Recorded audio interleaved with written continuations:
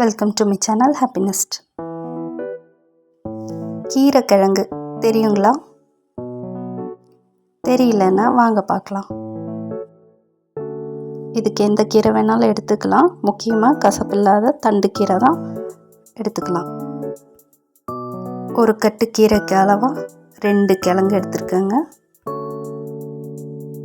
2 கிழங்க ஸ்லைஸாக கட் பண்ணி, ஏன்னா கீரை சீக்கிரமாக வெந்துடும் இல்லைங்களா, அதனால் கீரை கூடவே சீக்கிரமாக வேகிற மாதிரி ஸ்லைஸாக கிழங்க கட் பண்ணி எடுத்துக்கிட்டேங்க. நிறைய தண்ணி ஊற்றக்கூடாதுங்க.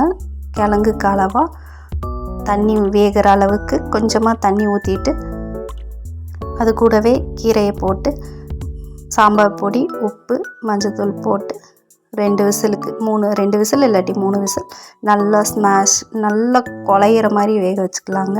அப்போ தான் ஸ்மாஷ் பண்ணுறதுக்கு ஈஸியாக இருக்கும். அப்புறம் கீரை கிழங்கு வெந்த உடனே அப்புறம் ஒரு வாணலியில் எண்ணெய், கடுகு, வெங்காயம், பூண்டு போட்டாலும் நல்லா இருக்குங்க. கொஞ்சமாக பூண்டு போட்டுக்கலாம். எல்லாத்தையும் போட்டு தாளிச்சதுக்கப்புறம் வேக வச்ச கீரை கிழங்கு 2யும் எடுத்து போட்டு நல்லா ஸ்மாஷ் பண்ணி விட்டுக்கலாங்க.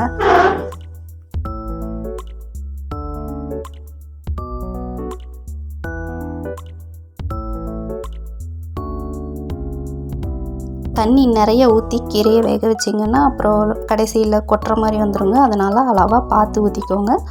அப்போது சரியாயிடும். கொட்டாத அளவுக்கு கரெக்டாக வெந்து வந்துடுங்க.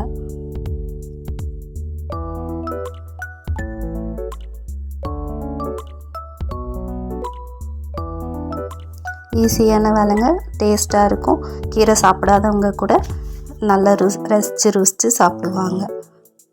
சாம்பார் பொடிக்கு பதிலாக பச்சை மிளகா கூட போட்டுக்கலாங்க.